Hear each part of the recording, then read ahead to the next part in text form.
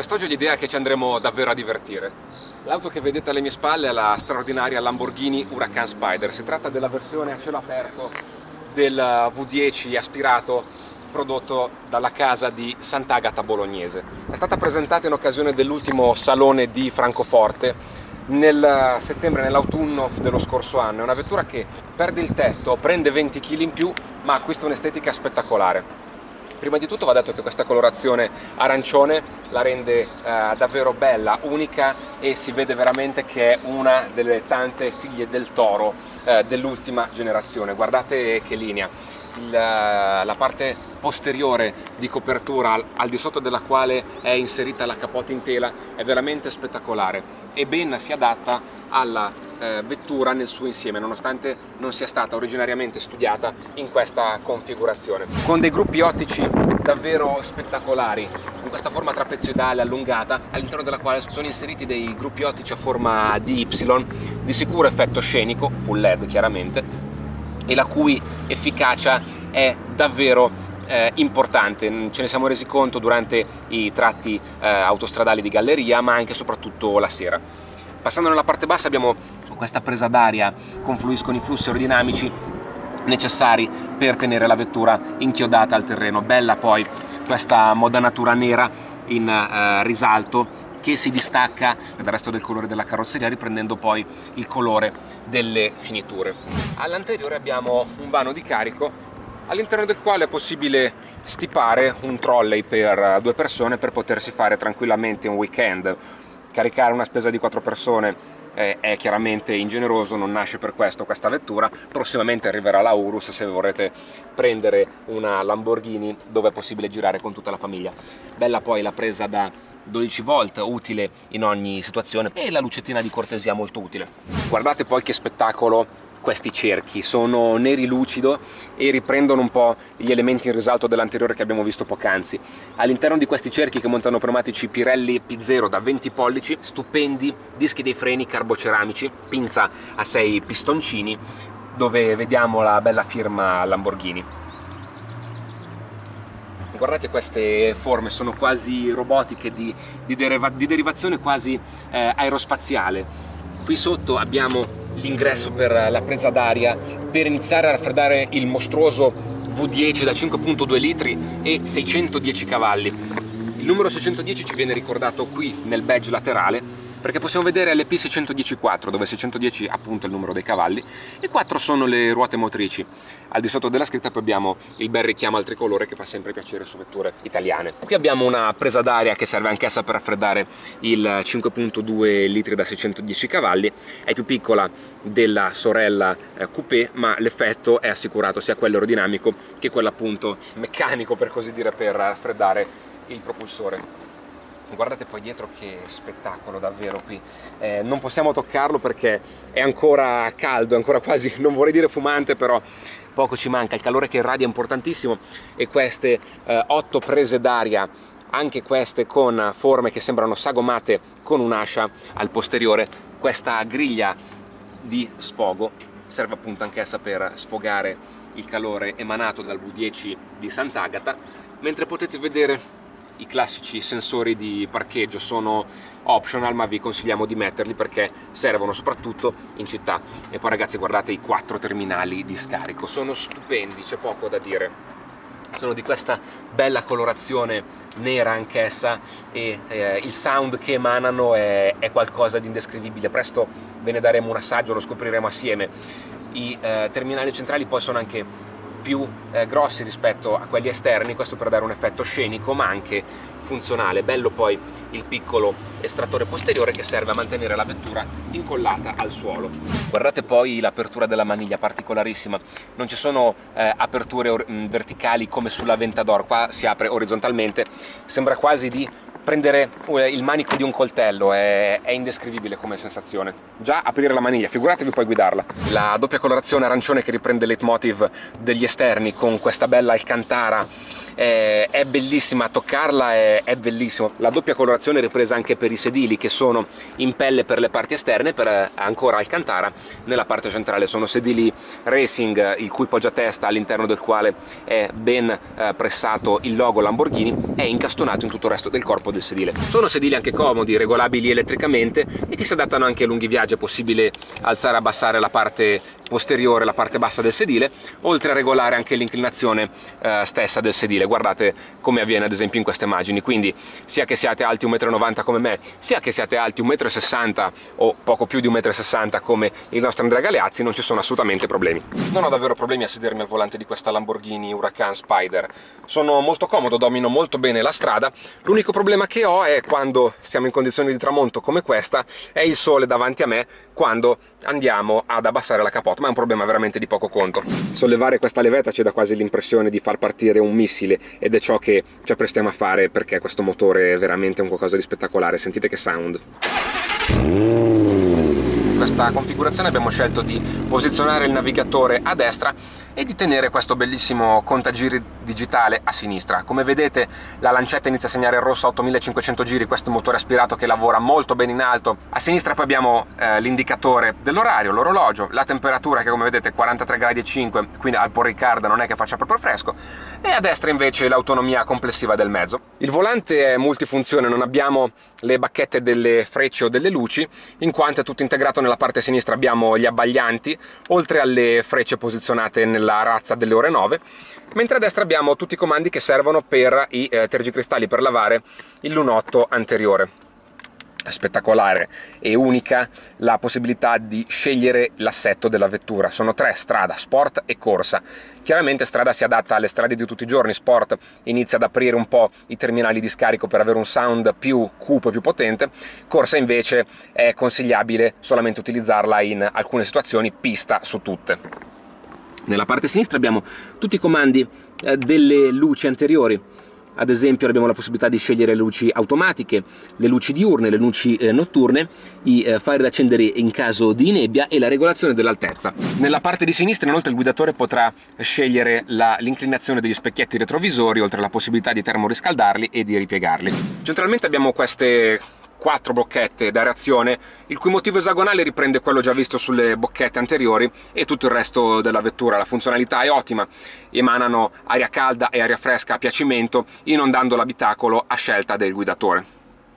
Bella poi tutta questa parte lucida all'interno della quale è incastonato il logo Lamborghini. Vediamo poi adesso una vera e propria chicca, che è l'estrazione del poggiabicchieri. È un qualcosa di apprezzabilissimo, soprattutto per i lunghi tratti, e anche perché, come abbiamo visto, il vano di carico è minimo e fa sempre piacere avere una bibita fresca a portata di mano quando serve. Nella parte alta del tunnel centrale inoltre abbiamo un display che ci mostra diverse feature della vettura, come ad esempio la pressione dell'olio, la batteria e la pressione del liquido di raffreddamento. Abbiamo inoltre 7 pulsanti che ci danno l'idea di essere davvero ai comandi, di avere tra le mani la cloche dell'F-117 Nighthawk, un aereo stealth bellissimo che ha segnato la storia dell'aviazione. Sono questi 7 pulsantini.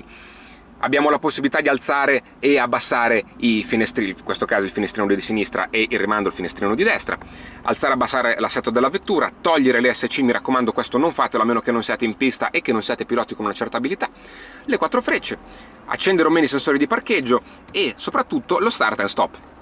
Abbassando lievemente lo sguardo abbiamo il sistema di climatizzazione, aria condizionata, impostazioni della ventola, modalità automatica, possibilità di riscaldare o meno sedile, ricircolo e indicazione dello sbrinamento, oltre che irradiazione della ventilazione. Centralmente abbiamo poi tutti i comandi dell'infotainment, con la parte radio e media posizionata sulla destra, la parte di gestione del menu a sinistra. In questo caso, se volessimo fare i sofisti, potremmo dire che sarebbe stato preferibile un unico joystick tramite il quale giocare con i vari comandi. Qui a destra abbiamo la possibilità di alzare e abbassare il lunottino posteriore, mentre poi qui abbiamo la possibilità di far diventare la vettura una cabrio a cielo aperto o una coupé con una capote in tela, oltre chiaramente ai vari comandi per il freno di stazionamento, la possibilità di mettere il cambio in funzione manuale, la possibilità di mettere il cambio in parking e la retromarcia.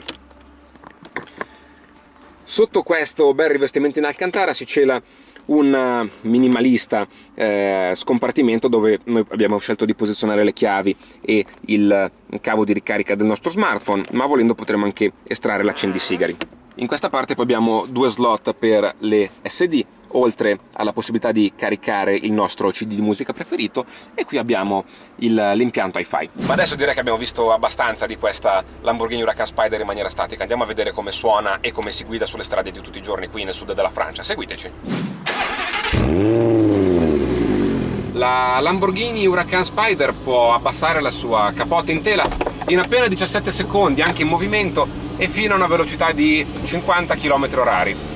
Direi che, vista la splendida giornata che stiamo vivendo nel sud della Francia, nei pressi del circuito di Le Castellet, è il caso di viaggiare all'aria aperta, anche per godere meglio del sound del V10 da 5.2 litri che abbiamo alle nostre spalle.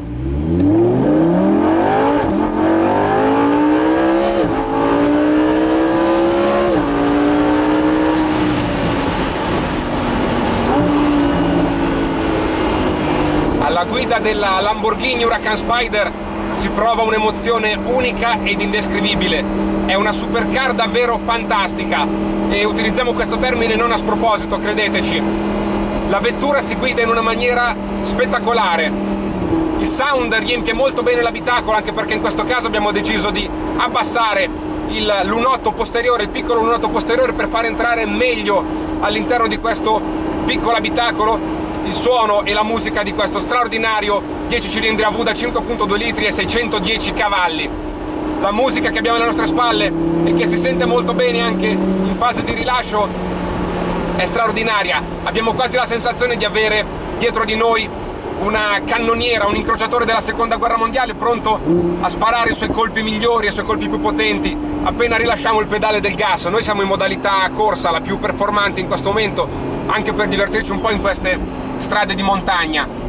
I pedal sono posizionati dietro al volante e sono facilmente raggiungibili in ogni situazione di curva, sia per quanto riguarda la scalata che per quanto riguarda la salita di marcia, come ad esempio in questo caso. L'handling è davvero mostruoso, la vettura ha uno sterzo precisissimo che trasmette ottimi feedback di tutto ciò che si trova sotto i nostri piedi e tra le nostre mani. L'ingresso in curva è straordinario, la trazione è spettacolare davvero. Scusateci se usiamo questi superlativi assoluti, ma questa vettura li merita davvero tutti. Si ha quasi l'impressione, una volta usciti di curva, di essere trascinati da un elastico che spinge in avanti l'anteriore a una velocità supersonica. Il cambio a doppia frizione con 7 rapporti e pedal al volante è immediato. Si passa davvero in un amen da una marcia all'altra, in un crescendo spettacolare. Sentite che roba!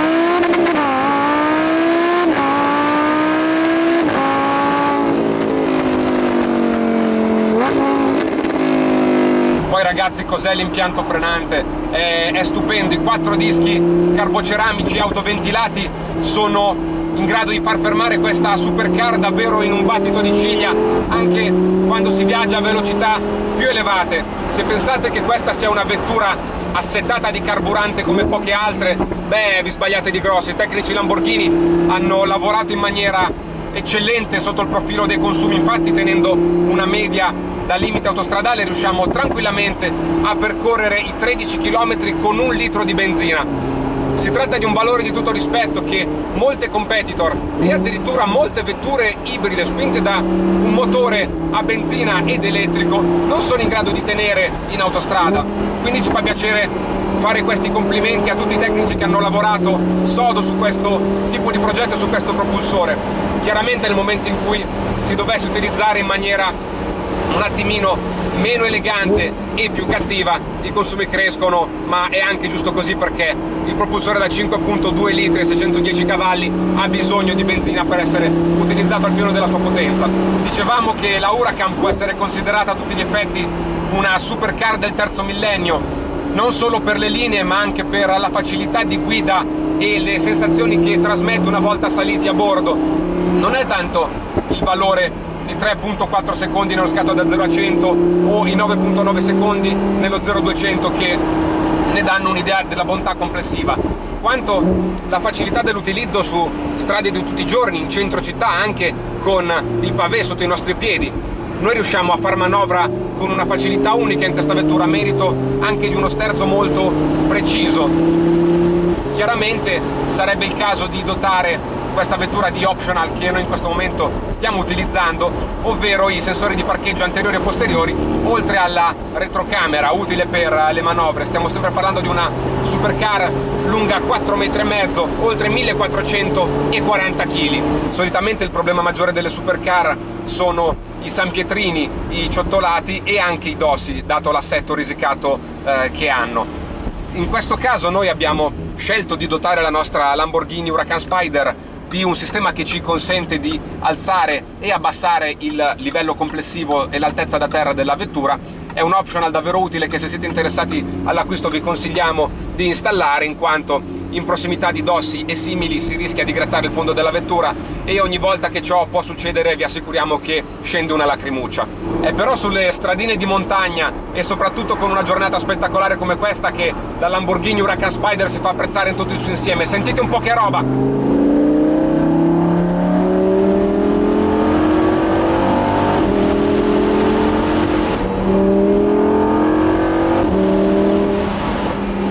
Ha un'agilità incredibile. Noi stiamo usando la modalità corsa e ce la stiamo godendo fino in fondo questa Lamborghini Huracan Spider.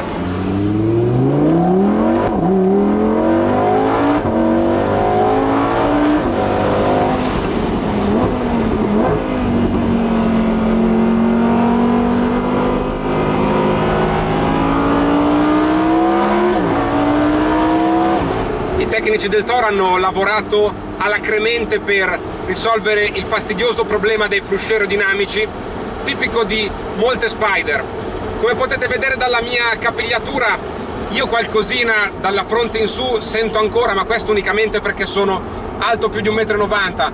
Altri colleghi che hanno avuto modo di provare questa vettura e che sono molto più bassi di me non hanno avvertito alcun tipo di problema, e anzi vi posso assicurare che viaggiando a cielo aperto da Sant'Agata Bolognese a qui alle Castellet, al Paul Ricard, per tutto il tempo siamo riusciti a conversare tranquillamente senza davvero alcun tipo di problema, o senza bisogno di dover alzare la voce, di dover urlare per farci sentire dal nostro vicino.